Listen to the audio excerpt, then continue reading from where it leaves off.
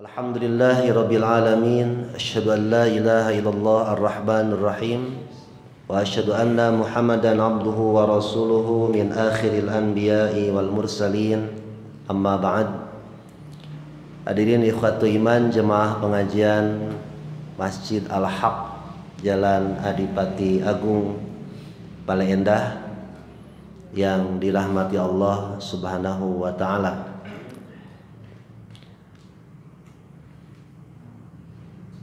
Di antara keutamaan ayat kursi yang sering kita dengar, umumnya mereka beranggapan bahwa ayat kursi itu berkaitan dengan pengusiran jin atau setan.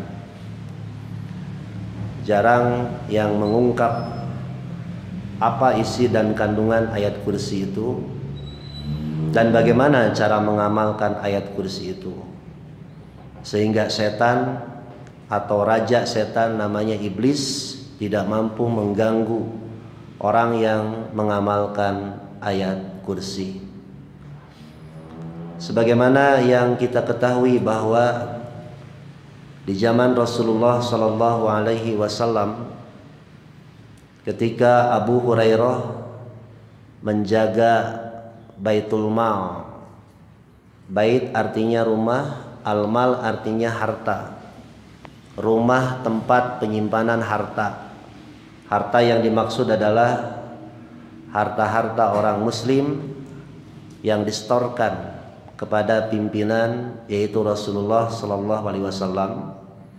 Harta itu bisa dari sektor zakat, bisa dari sektor infak, bisa dari sektor sedekah, juga bisa dari sektor hibah, bahkan wakaf sekalipun pada saat itu, sehingga umat Islam tidak dikenakan pajak.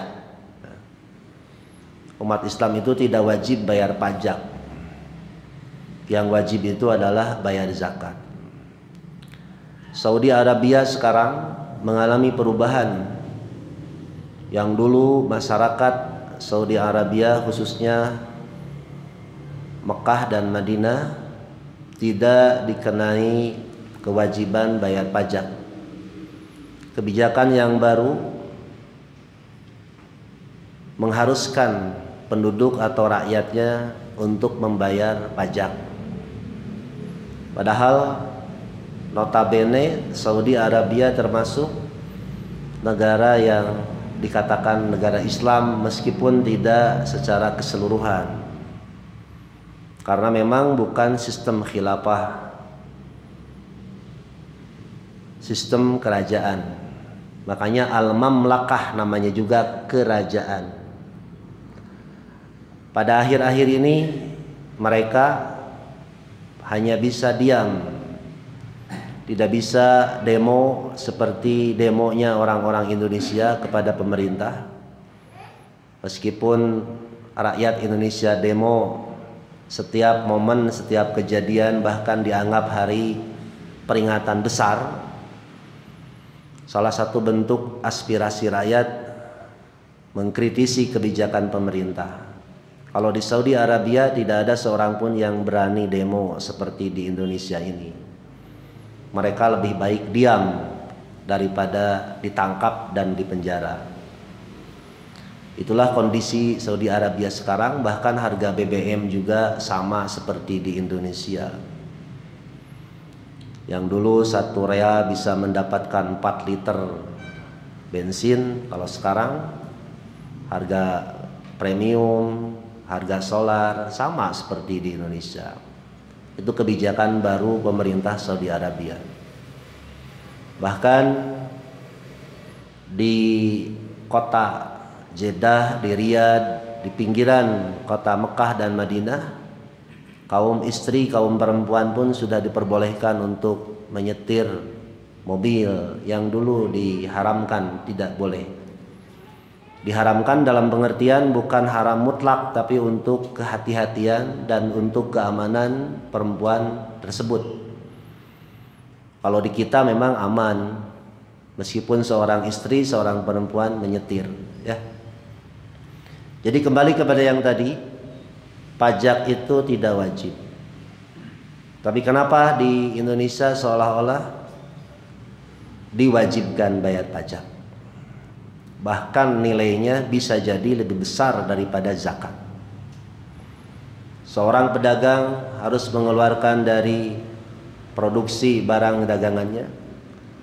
Ketika menjual barang ada pajak pembelian, ada juga pajak penjualan. Bahkan lebih besar daripada zakat, sehingga memancing jalan untuk mengelabui bagaimana agar tidak terkena pajak secara besar. Terjadilah kecurangan-kecurangan. Itu disebabkan karena memang pajak tidak wajib. Bahkan seorang pengusaha yang besar tidak memasang reklame, iklan atau papan pengumuman terhadap apa yang didagangkannya untuk menghindari pajak. Kita ini semua warga Indonesia diwajibkan pajak. Jangan disangka beli rokok itu tidak bayar pajak. 10% bayar pajaknya. Kemudian setiap barang yang kita beli, anak kita yang jajan di warung-warung pun bayar pajak. Padahal mereka sudah membayar zakat. Oleh karena itu maka di zaman Rasulullah SAW, Baitul Mal yang merupakan harta atau peninggalan harta, penyimpanan harta, pendistribusian harta umat-umat Islam sangat bermanfaat bagi umat Islam pada saat itu. Zakat, infak, sedekah, hibah dan wakaf terus berkembang. Oleh karena itu maka seyogyanya meskipun ya tetap saja kalau kita mengelabui pemerintah untuk tidak bayar pajak ya dampaknya kepada kita sendiri. Infrastruktur, jalan dan yang lainnya kurang nyaman. Meskipun sebagian yang diberikan oleh rakyat Indonesia ini disalahgunakan oleh yang berwenang. Terserah itu mau bayar pajak silahkan, mau tidak juga silahkan. Kalau kita tidak bikin SIM untuk mengendarai mobil tidak dosa. Tidak memperpanjang STNK pun tidak dosa. Cuma kalau nanti ditilang wayahna mamam betama. Ya, itu. Tapi ada yang lebih penting dari pajak itu ya adalah zakat. Oleh karena itu janganlah sekali-kali kita dikalahkan kewajiban zakat ini oleh kewajiban pajak. Kita takut kendaraan kita ditilang gara-gara telat bayar pajak, sementara telat bayar zakat tidak takut ditilang karena memang tidak ada polisi untuk menilang dan memeriksa harta yang belum dikeluarkan zakatnya. Kembali kepada yang tadi, yang menjadi sebab turunnya ayat kursi yang dulu pernah dialami oleh Abu Hurairah ketika beliau mendapatkan tugas dari Rasulullah SAW untuk menjaga Baitul Mal yang isinya adalah harta dari zakat, infak dan sedekah, hibah bahkan wakaf sekalipun. Apakah ada uang? Tidak disebutkan. Apakah ada pakaian? Apakah ada gandum? Apakah ada kurma? Pokoknya zakat. Di zaman Nabi ada beras? Tidak ada. Zakat fitrah dikeluarkan dari makanan pokok. Jadi kalau ada orang yang ngotot tidak boleh bayar zakat fitrah dengan uang, karena zaman Nabi pun dengan gandum, kemudian diganti dengan beras. Zaman Nabi pun tidak ada beras dan Nabi tidak mengeluarkan zakat dengan beras. Kalau sekarang merasa diri paling sunnah bahwa katanya tidak sah bayar zakat fitrah dengan uang tapi harus dengan beras, Nabi saja tidak mengeluarkan dengan beras. Baik. Satu ketika Abu Hurairah sedang menjaga Baitul Mal, tiba-tiba ada tamu yang tak diundang. Bukan seorang janda dengan seorang anak kecil yang ngaku-ngaku sebagai istri dan anaknya.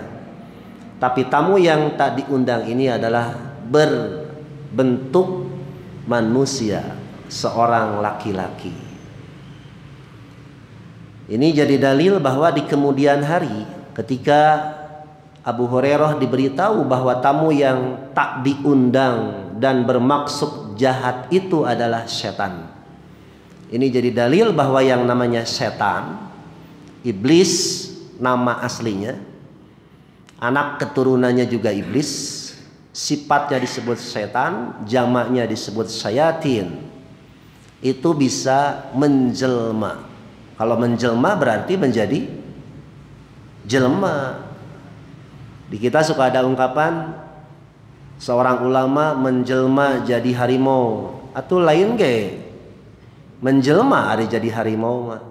Kalau jadi harimau bukan menjelma tapi mengharimau atau mengaung atau memaung, gitu kan? Yang namanya menjelma itu berarti menjadi jelma. Baik. Seorang laki-laki itu dia datang kepada Abu Hurairah. Dia bermaksud ingin mencuri. Ingin mencuri harta yang ada di Baitul Mal tersebut yang terdiri daripada zakat. Kemudian tertangkap basah oleh Abu Hurairah. Kemudian Abu Hurairah mengatakan, la arfa'annaka ila Rasulillah sallallahu alaihi wasallam. Saya akan membawa kamu, saya akan melaporkan kamu, saya akan menangkap kamu, disetorkan kepada Rasulullah sallallahu alaihi wasallam. Tetapi orang itu mengatakan, inni muhtajun, aku orang yang sangat berkebutuhan. Wa alayya iyalun, dan aku memiliki keluarga. Ini jadi dalil bahwa setan pun beranak pinang, punya anak, punya istri, punya cucu.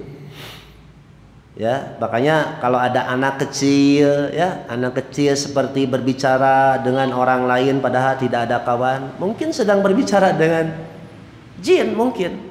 Ya, karena jin pun punya anak, begitu. Jadi ulah disangka jin teh kolot hungkul, budak lagi aya.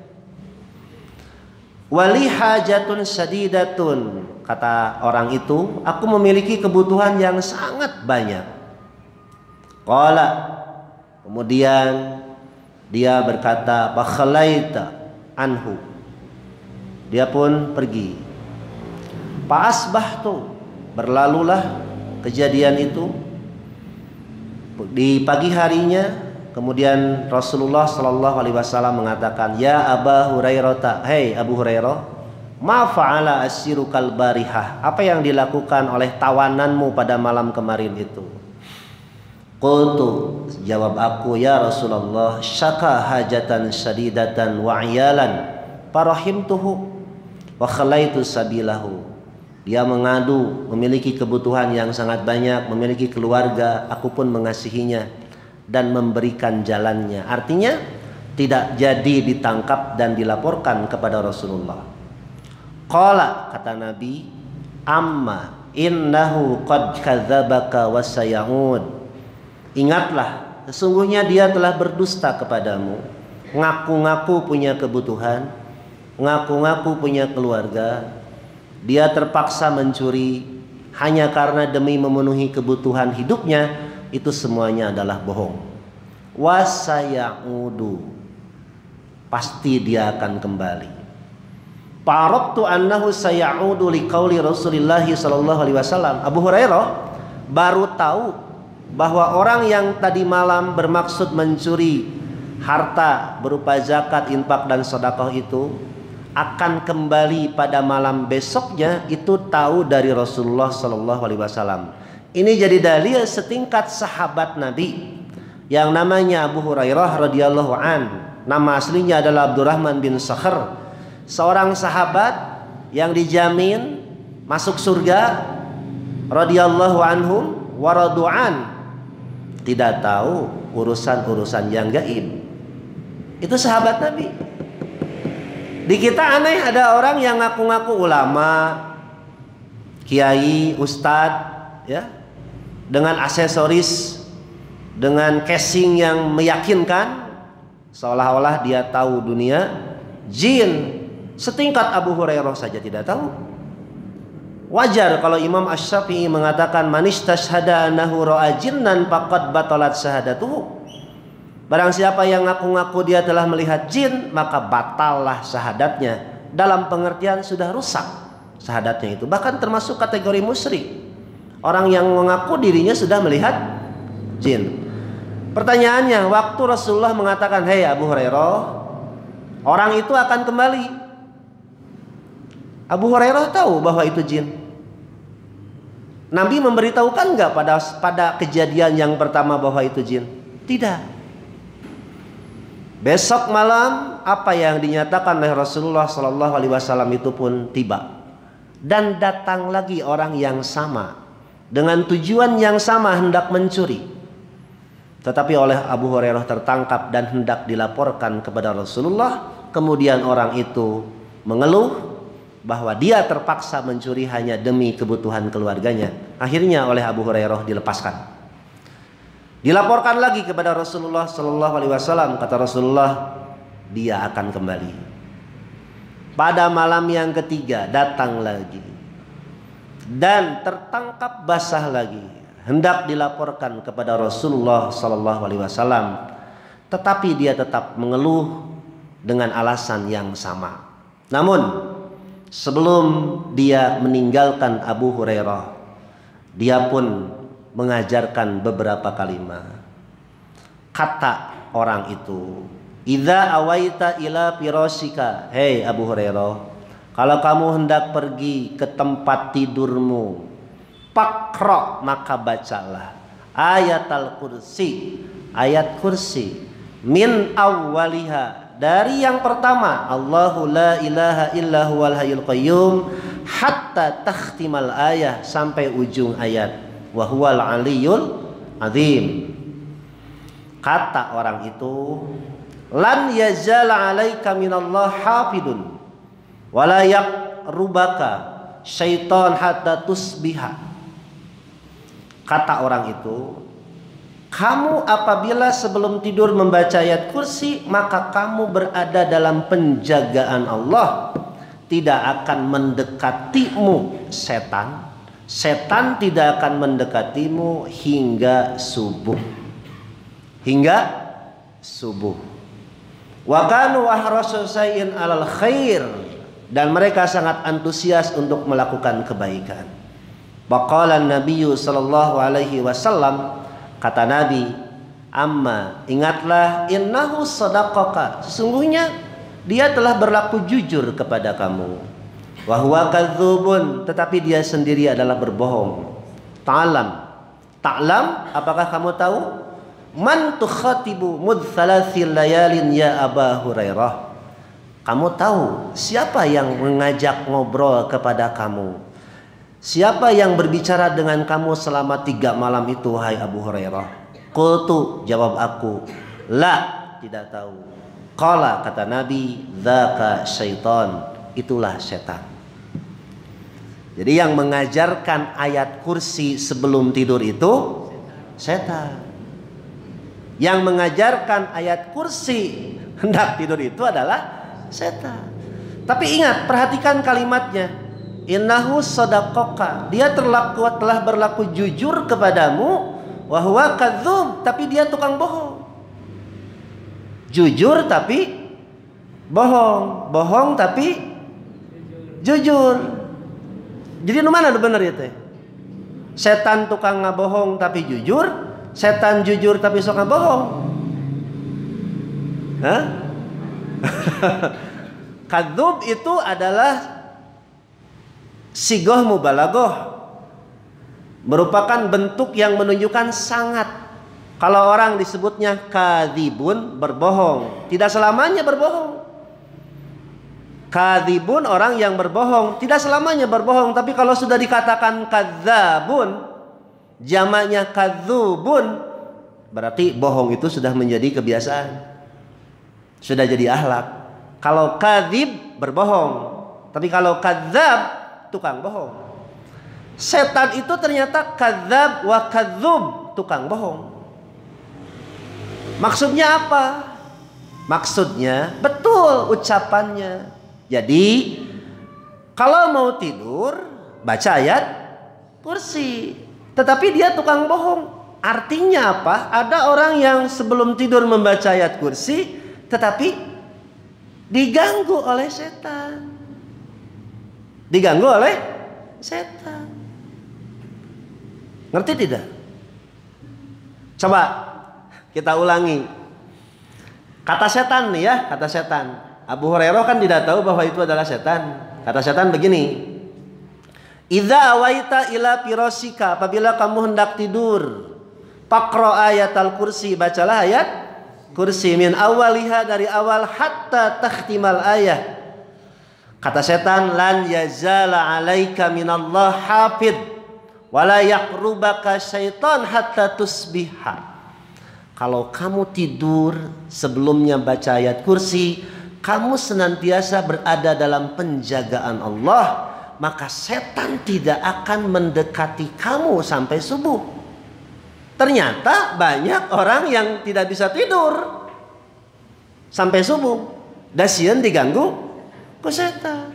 Bahkan banyak orang yang kesiangan bangun sholat subuh, padahal sebelumnya baca ayat kursi. Jadi mana yang benar? Berarti maksudnya adalah bacanya bukan sekedar baca, tetapi betul-betul kita membaca, memahami, dan mengamalkannya. Nah itu. Bagaimana cara memahami dan mengamalkannya? Makanya saya baca kembali ayat kursi yang pernah saya bahas di Masjid Darussalam di Jalan Adipati Kertamanah beberapa waktu yang lalu. Cuma belum dimasukkan ke YouTube. Sekarang orang viralkan. Bagaimana cara mengamalkan ayat kursi? Baik. Imam Ibnu Katsir hafizahullah, beliau memberikan catatan ada 10 yang berkaitan dengan ayat kursi itu. Pertama, yang sudah mendengar tidak aneh, yang belum mendengar aneh. Ya, begini, kalau kita ingin mengamalkan ayat kursi. 1. Allahu la ilaha illa huwa. Allah tidak ada ilah apapun kecuali hanya Dia. 1. Kalau kita tidak ingin diganggu setan, beribadah itu hanya kepada Allah. Tidak boleh menduakan apapun dengan Allah. Artinya tidak boleh musyrik. Nah, musyrik inilah yang harus dirinci. Orang kalau dulu berbicara musyrik, nyembah kuburan, nyembah batu, nyembah pohon, ya kan? Sekarang ada nggak umat Islam yang menyembah batu, nyembah kuburan? Banyak, Pak. Menyembah kuburan bagaimana? Dia datang ke kuburan bukannya mendoakan, tapi apa yang dia lakukan? Meminta-minta kepada penghuni kubur. Musyrik tidak? Musyrik itu. Kemudian tidak sadar dia pun cinta kepada Nabi, cinta kepada Rasul, tapi musyrik. Bagaimana cinta kepada Nabi dan Rasul tapi dia musyrik? Dia punya anggapan bahwa yang mendatangkan manfaat, bahwa yang bisa menghilangkan madarat itu adalah Nabi. Ya, itu adalah musyrik. Siapa yang memberi manfaat? Allah. Siapa yang menghilangkan madarat, bahaya? Allah, bukan manusia, tetapi Allah. Musyrik yang selanjutnya, dia menyembah ulama. Bagaimana menyembah ulama ketika hidup? Dia datang kepada ulama. Kemudian ulama itu menghalalkan yang diharamkan oleh Allah, mengharamkan sesuatu yang dihalalkan oleh Allah, kemudian diikuti oleh umatnya, diikuti oleh muridnya. Itu musyrik. Kemudian musyrik selanjutnya, dia pun menyembah keluarga. Keluarga menjadi penghalang untuk berjihad kepada Allah Subhanahu wa taala. Dia pun telah musyrik. Jadi jarang sekarang yang menyembah batu ali, ya kalau batu, meskipun masih ada. Kalau yang nyembah kuburan masih banyak, Pak. Punya anggapan katanya kalau orang yang meninggal 7 langkah sebelum ditinggalkan akan ditanya oleh malaikat munkar dan nakir supaya dipending, ditangguhkan pertanyaan dari munkar dan nakir. Kemudian orang-orang camping bermalam sehari, 3 hari, seminggu, sebulan, bahkan tiap tahun ada camping. Bahkan punya anggapan kuburan Gus Dur sampai sekarang belum ditanya oleh malaikat munkar dan nakir karena terus-terusan dikunjungi. Ini orang sudah gila. Maaf ya, kita menghormati Kiai Haji Abdul Rahman Wahid dan Gus Dur itu, ya kan? Tetapi ini yang memberi fatwanya nih.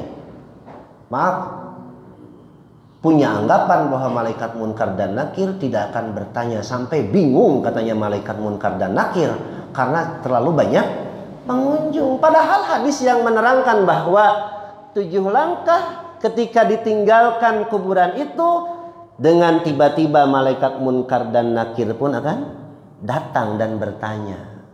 Ya, ini jadi dalil bukan harus ditinggalkan, tapi jadi dalil bahwa akan ditanya. Ditanyanya dalam keadaan cepat. 7 langkah itu bukan harus melangkah, cuma pasti malaikat akan bertanya. Pertanyaannya, bagaimana kalau orang yang meninggal di dasar samudra lautan tenggelam, dikubur ke? Ente, di kapanan? Tidak. Di talkinan? Tidak. Disalatkan? Tidak, kecuali salat gaib. Apakah malaikat masuk gitu ke lautan, nyelam dengan numawat? Ya bagus di dahar ku lauk paus, sudah dimakan oleh ikan paus, sudah hancur. Bagaimana itu? Ini kan urusan gaib. Jangan pola pikir ini jadi berlebihan. Hanya karena kecintaan yang berlebihan, tidak boleh sambil berbuat musyrik. Hati-hati. Allahu la ilaha illa huwa. Ngamalkeunana, cara mengamalkan ibadah kepada Allah itu tidak musyrik. Syarat-syaratnya begitu. Jelas, menyembah kuburan tidak, menyembah nabi tidak, ya, menyembah ulama tidak, menyembah keluarga tidak. Seorang bapak melarang anaknya untuk sholat, melarang anaknya untuk saum, kemudian anaknya taat, anak itu sudah melakukan kemusyrikan. Tidak ada ketaatan kepada orang tua ketika orang tua menyuruh maksiat. Tidak ada ketaatan kepada suami ketika suami menyuruh maksiat. Kecuali kalau ibu dilarang ngaji yang sifatnya fardu kifayah. Masjid di pengajian di Masjid Al-Haq ini rutin setiap malam Ahad. Tiba-tiba suaminya ada perlu, "Mah, malam ini jangan dulu ngaji, ada urusan yang sangat penting." Ibu jangan maksa. Jangan maksa. So iye loba gaya maksa ingin ngaji, nggak boleh itu. Saum sunat saja nggak boleh kalau suami tidak mengizinkan. Tapi kalau suami sudah melarang sholat, suami sudah melarang saum wajib, tidak ada ketaatan. Suami ada mantan suami, lebih baik pisah. Begitu. Tapi kalau gara-gara beda fikih, suaminya masih bid'ah, sementara istrinya sudah Quran, sudah nggak ada cerai, jangan itu. Malam Jumat kalau kita ngaji, diterjemahkan, dibahas, suami kita masih yasinan, apalagi waqiahan dan sebagainya, tidak ada itu untuk cerai. Tapi kalau sudah melarang sholat, melarang saum, tidak ada ketaatan. Sama seperti kepada pemerintah. Kalau pemerintah Jokowi umpamanya sekarang, gubernur Jawa Barat atau menteri agama, bahkan camat, lurah, RT, RW sekalipun sudah menghalang-halangi sholat, menghalangi saum, tidak ada ketaatan kepada pemimpin seperti itu. Itu Allahu la ilaha illa huwal hayyul qayyum. Cara ngamalkeunna teh kitu. Marukana babari ari ngarti mah ya. Nah, baik. Al hayyu al qayyum apa artinya? Yang maha hidup. Al qayyum artinya yang terus menerus hidupnya, tidak ada akhir, tidak ada ujung. Kullu man 'alaiha fan, semua binasa kecuali hanya Allah. Kita pasti binasa. Presiden pasti jatuh. Meskipun berbagai macam upaya dan cara untuk melanggengkan kekuasaan, tidak bisa. Mereka punya makar, wa makarallah, tapi Allah punya rencana yang lebih baik. Hati-hati, jangan takut Pak. Sekarang tahun ini adalah tahun politik. Tahun politik kan? Waduh, berbagai cara, menghalalkan cara untuk melanggengkan kekuasaan. Hati-hati. tidak bisa mengalahkan Allah, dengan catatan umat Islam pun melek.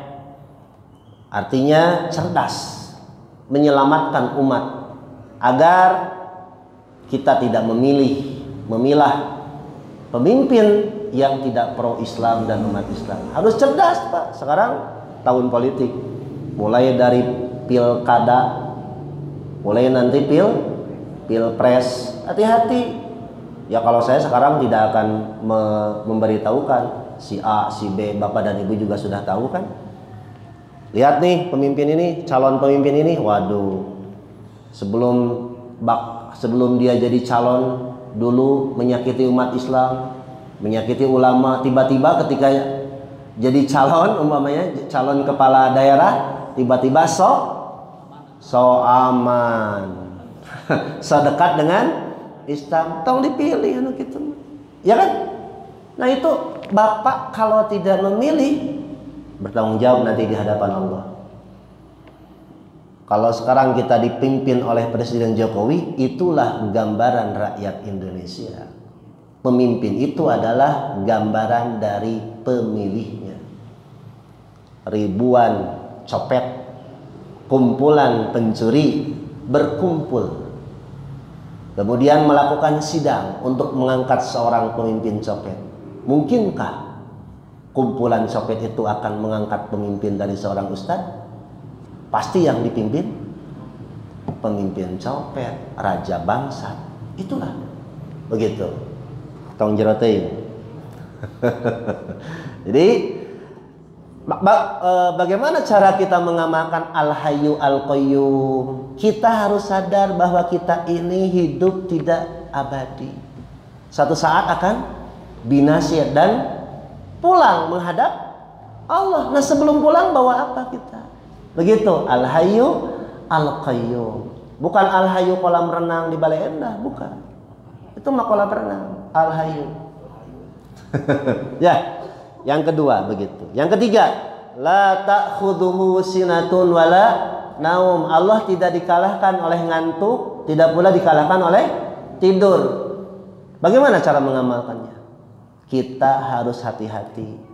Kita dilihat, didengar oleh Allah yang tidak pernah tidur, tidak pernah ngantuk. Kita masuk masjid belum baca bismika Allahumma ya wahmud, ngantuk.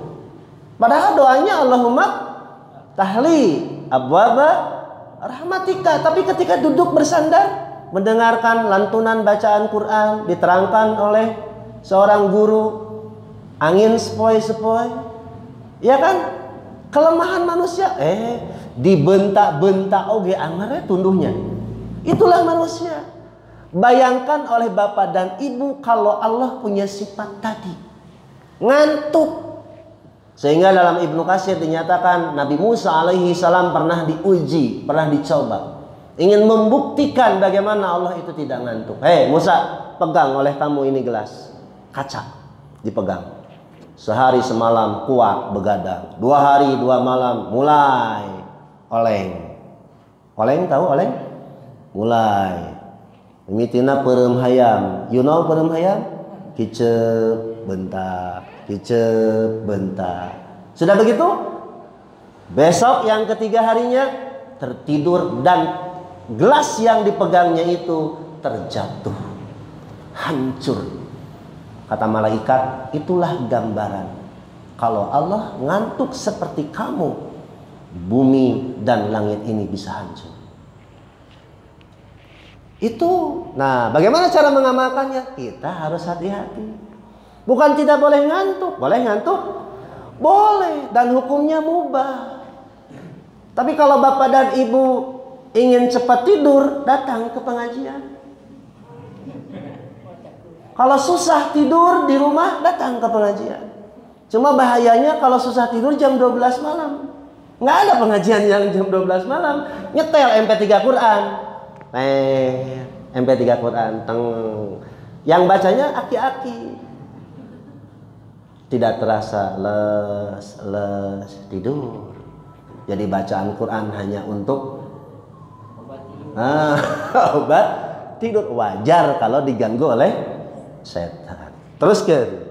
Karena kita meyakini Allah tidak tidur, Allah tidak ngantuk, jangan sembarangan berucap, jangan sembarangan berbuat. Semua yang kita ucapkan, semua yang kita perbuat akan diminta pertanggungjawaban kelak di hadapan Allah. Sekecil apapun kebaikan yang kita lakukan, Allah melihat.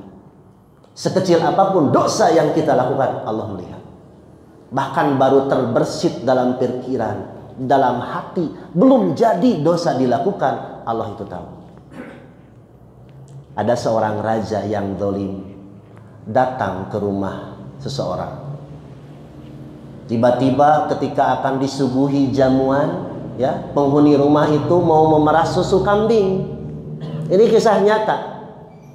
Tiba-tiba yang dulunya, yang tadinya susu kambing itu deras keluar, tiba-tiba kering. Dengan spontan dia mengatakan, raja telah berbuat zalim. Padahal raja itu masuk ke rumah belum berbuat apa-apa. Baru ada dalam pikirannya ingin melakukan kezaliman, tapi menyebabkan barokah Allah tidak turun.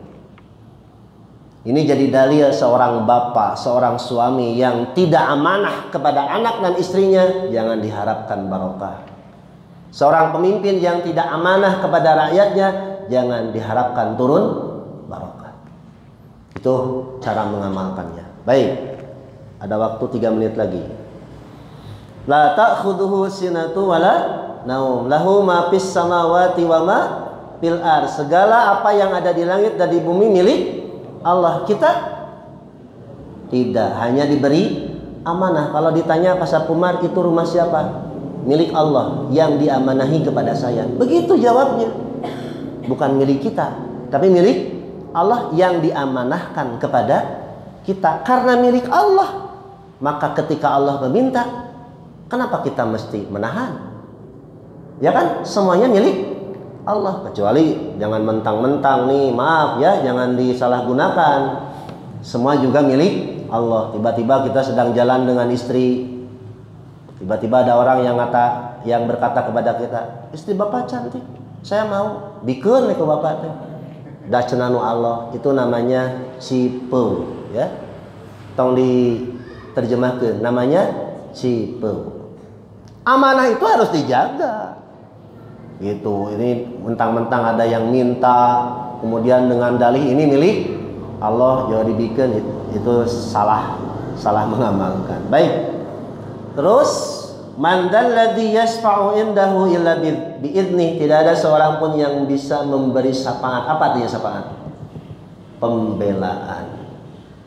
Syafaat itu artinya pembelaan, menambah sesuatu yang kurang, menyempurnakan sesuatu yang kurang, namanya syafaat. Tidak ada seorang pun yang bisa menyempurnakan itu semua, yang menyelamatkan dari ancaman Allah dan siksa Allah, kecuali hanya Allah dan izin Allah. Pada lanjutan ayat kursi ada kalimat man dzalladzi yashfa'u illa bi'idznih. Tidak ada seorang pun yang bisa memberikan syafaat kecuali dengan izinnya. Yang dimaksud dengan izinnya adalah izin Allah Subhanahu wa ta'ala.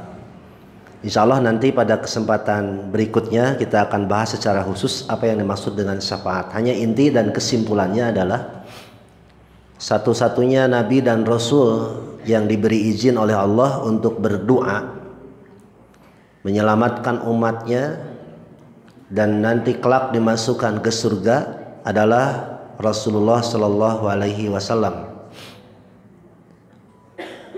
Sehingga di bawah aras Rasulullah Shallallahu Alaihi Wasallam waktu itu beliau bersujud. Kemudian oleh Allah disuruh untuk mengangkat kepalanya dan disuruh untuk berdoa. Kemudian doa Nabi diijabah dan umatnya dimasukkan ke surga. Jadi yang memberikan doa untuk menyelamatkan umatnya adalah bukan ulama, bukan sahabat, bukan orang tua, tetapi adalah Rasulullah Sallallahu Alaihi Wasallam. Itulah yang disebut dengan syafaatul uzma, syafaat yang agung. Bagaimana caranya agar kita nanti didoakan oleh Rasulullah Sallallahu Alaihi Wasallam? Mudah mengatakannya, tapi butuh perjuangan untuk mengamalkannya. Pelajari sunnah Nabi, amalkan sunnah Nabi sesuai dengan kemampuan, jangan memaksakan. Terutama yang sunat, ya, yang sunat itu alaikum bima tutikuna. Kita diperintahkan untuk melakukan perbuatan yang sunat itu, yang tatawu dan mustahab itu sesuai dengan kemampuan.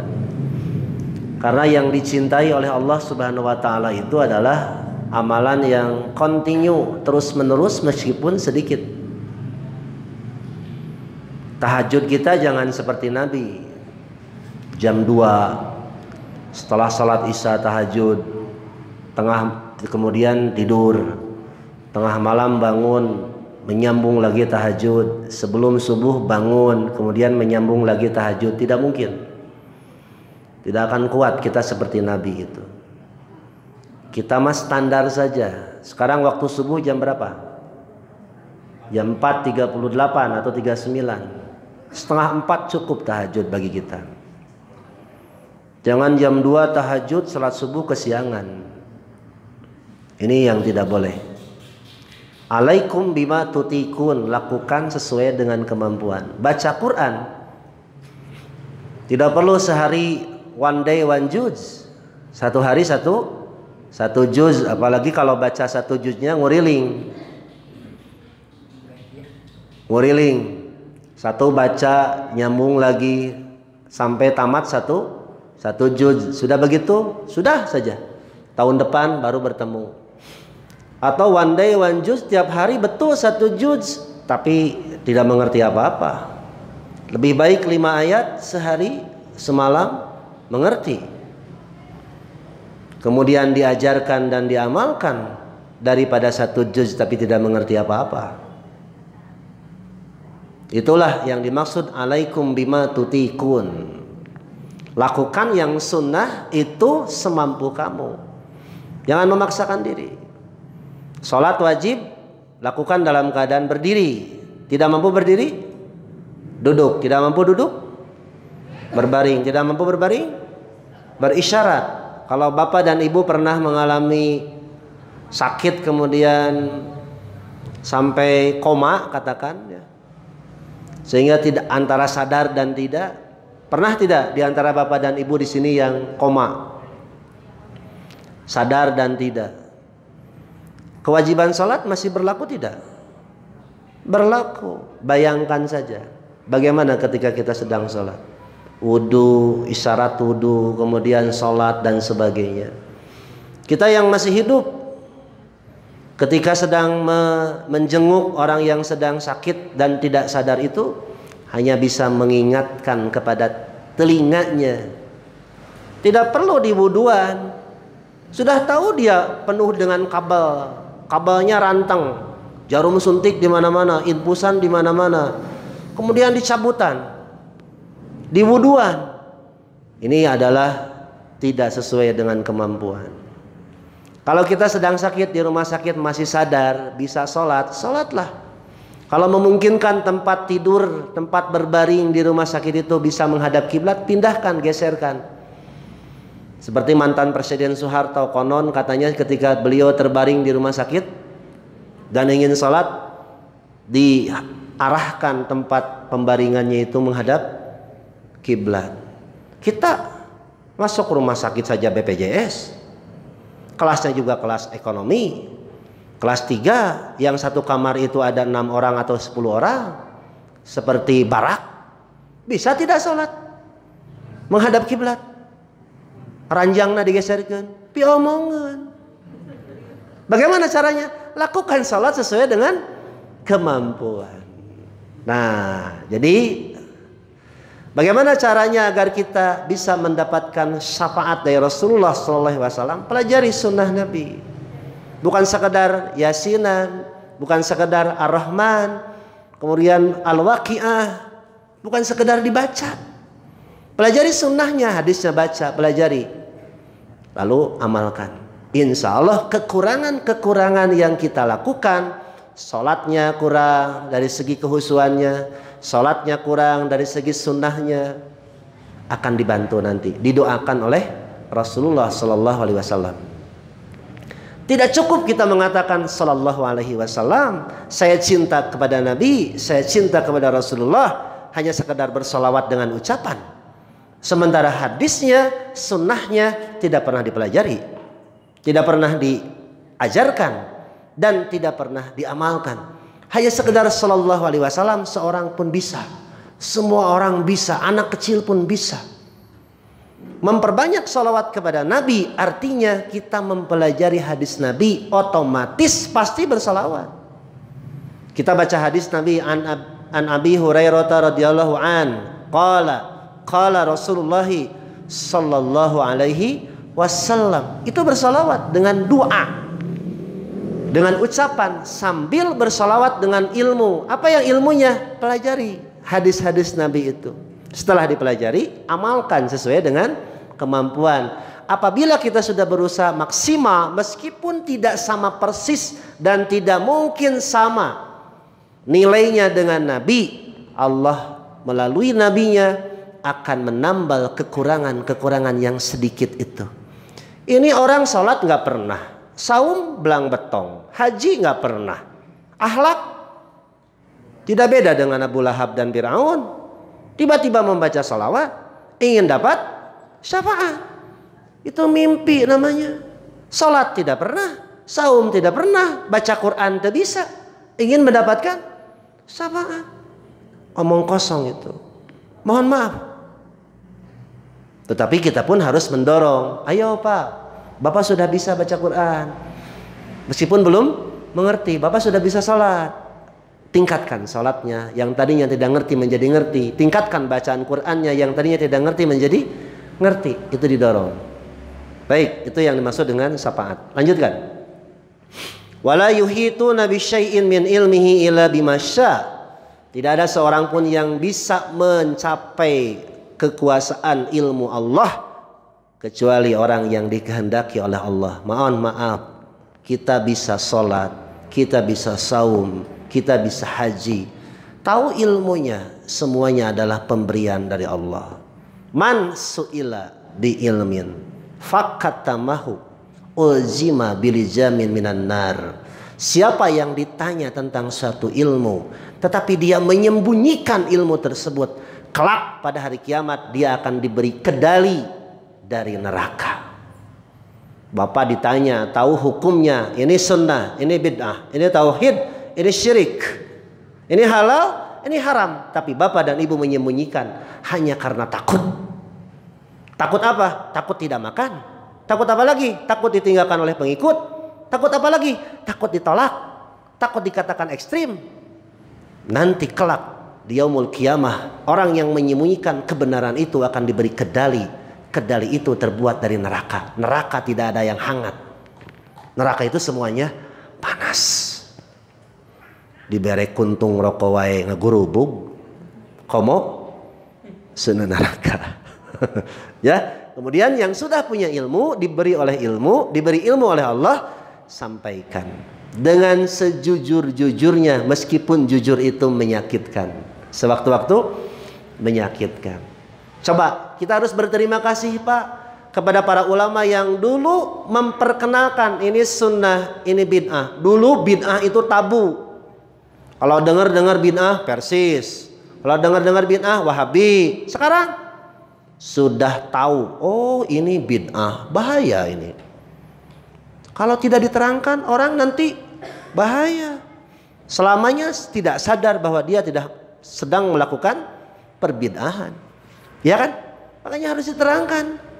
Ini sunnah, ini bid'ah, ini tauhid, ini syirik. Yang membid'ah-bid'ahkan itu bukan ulama, bukan ustadz, tapi siapa? Hadis Nabi, Quran. Ulama hanya menyampaikan, ustadz hanya menyampaikan, ustadz hanya menerangkan. Menurut teori Quran, menurut teori hadis, perbuatan itu tidak ada perintahnya. Perbuatan itu tidak ada contohnya dari Nabi. Sesuatu yang mengatasnamakan agama, mengatasnamakan ibadah sambil tidak ada perintah dan contohnya dari Nabi, namanya apa? Bid'ah. Itu diterangkan. Jangan ini langsung bikin lagu dangdut. Mari kita jaga persatuan dan kesatuan. Jangan saling bid'ahkan. Emang siapa sih yang membid'ahkan? Apa yang disebut dengan bid'ah? Sesuatu yang mengatasnamakan agama tidak ada dalilnya. Kalau ada dalilnya, bukan bid'ah namanya, tapi sunnah atau ibadah. Baik, teruskan. Wasi'a kursiyuhus samawati wal ar. Kursi Allah itu yang dimaksud adalah kekuasaannya. Singgasananya bagaimana? Tidak boleh ditasawurkan. Kursinya bukan seperti ini, buatan mebel yang setahun 2 tahun pejet. Bukan. Kekuasaan Allah itu meliputi langit dan bumi. Semuanya tunduk kepada Allah. Nanti kita akan lihat bagaimana singgasana kekuasaan Allah itu. Jadi jangan dibayangkan Allah itu duduk seperti begini. Duduk gitu kan. Punya tangan katanya Allah itu. Tangan itu tidak boleh ya tangan lah. Mohon maaf, kalau tangan yang dimaksud seperti tangan kita, yadullah, tangan Allah, kita terjemahkan Allah itu memiliki tangan, berarti itu sudah musyrik. Sementara laisa kamislihi syai'un, tidak ada sesuatu pun yang bisa menyamai Allah, tidak ada. Allah punya pendengaran, penglihatan, kekuasaan. Kekuasaan Allah itu digambarkan dengan power tangan. Tangan itu lambang kekuasaan. Baik. Wala ya'uduhu hifdhuhuma. Allah tidak pernah merasa lelah, tidak pernah merasa berat untuk menjaga kekuasaannya yang meliputi langit dan bumi itu.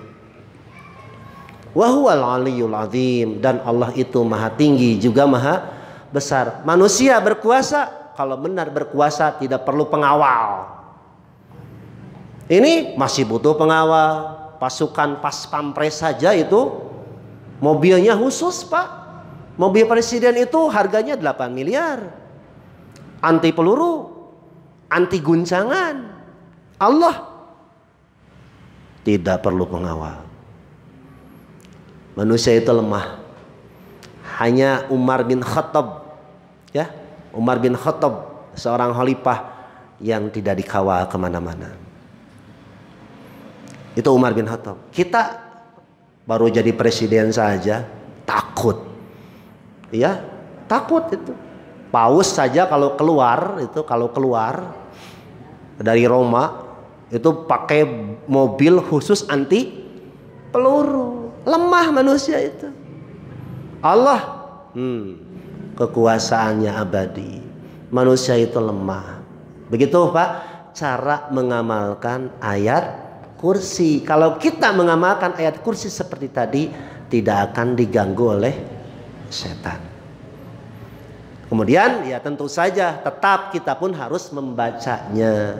Apa yang kita baca dan kapan kita baca ayat kursi? Mau tidur boleh baca ayat kursi? Boleh. Tapi sebelum dibaca, pelajari dulu seperti barusan. Ya, dihayati. Allahu la ilaha illa huwal hayyul qayyum. Tidak boleh musyrik.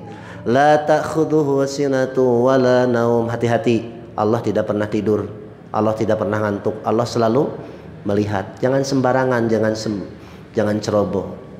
Dan sebagainya dan sebagainya. Yang kedua, membaca ayat kursi dianjurkan setelah sholat wajib. Itu ada dalilnya. Membaca ayat kursi setelah ayat wajib, setelah sholat wajib. Tapi bacanya bukan rame-rame.